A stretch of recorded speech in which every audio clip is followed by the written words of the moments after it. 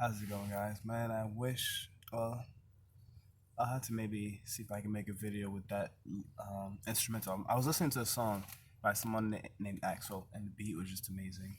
Um, and yeah, you can't really see my face, but that's okay. But I like this lighting here, purple. All right, we got some purple. We got like kind of like an indigo color, kind of. But mostly, I'd say purple. So that's the crown chakra. So crown chakra, heart, third eye chakra. Where's the crown chakra? White actually. But yeah, well, so we're gonna be focusing on the higher chakras. So mental, third eye, seeing between the veil, and what we have to do in the situation that we're in right now, because I'm in Boston, and so the whole coronavirus thing is happening, and there is a bit of a panic, and people are buying up a whole lot of things, and the thing is, from the numbers, it's not something that we have to worry too much about. Um, I think businesses are going to be hit. It's kind of interesting how much emphasis is being made on like how businesses are being affected. But then again, if you think about it, businesses these are people's livelihoods. These are jobs, and if these jobs aren't being done, people aren't making money. People are not going to be able to buy food and whatnot. So a lot of things are happening because of that. So it's pretty intense. Um, but I think the panic is too much. Like we shouldn't panic so much. Things like this have happened in the past, and we will contain it. There's already been so much that's happening in China, so they have information. I doubt that they're gonna keep that information from us. So it's gonna help us find a way to combat that. I think the bad thing for America is the lack of testing. Apparently, Trump said no to test kits from WHO, from the World Health Organization. So that is gonna hurt right there. So essentially, like all activities have been pretty much stopped, and everyone's just encouraged to stay home. So a lot of people are self quarantining. So you gotta figure out something to do in that time, while you're in quarantine or while you're just spending more time at home, rather than watch TV. I'll definitely be sharing a lot of things on my Instagram, like just little home workouts that you can do, things that you can do with your own body. Because right now, like me myself, I've barely been lifting weights. I haven't been really wanting to lift weights too much. I've been focused on yoga and kind of like strengthening the little things within me. And you can do all of that by yourself or with the assistance of like some blocks, straps, things like that. So it's kind of like really rebuilding myself from the ground up. And I think this is going to give us a great opportunity to do that because we're going to be spending a lot of time with ourselves, or with our loved ones. So we're going to be spending more time, and you're going to have to figure out something to do. Life's going to be a little bit different. You're being used to like going and going and going. Now you have to actually sit down and be with yourself and face yourself. And or that would be the best thing to do. Um, if you do that, that's all up to you. But it's always good to face yourself. You're gonna learn something. You can have some fun. You're gonna see how multifaceted you are, how multidimensional you are.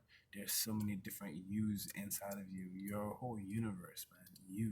Universe, you and I verse.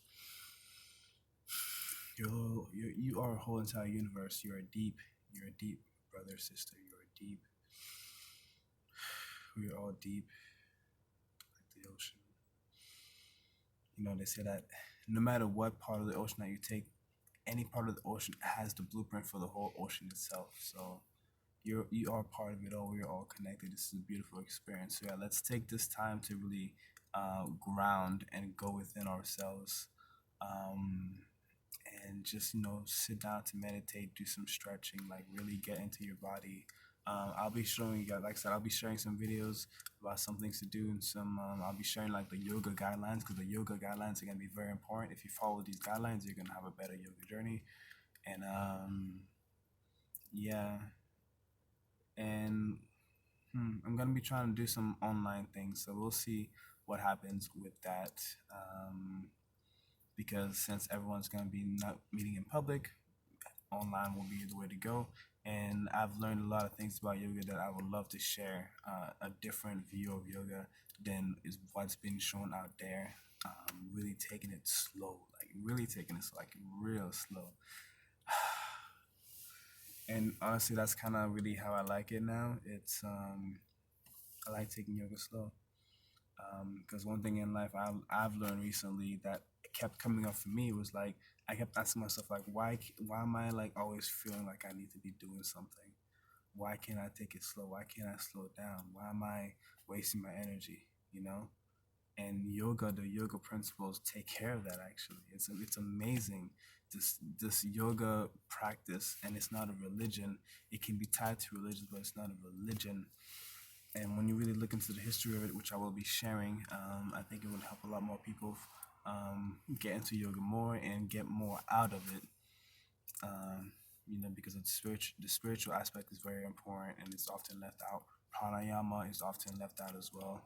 There's so many different breathing exercises that you can do to help you with anxiety and all sorts of things.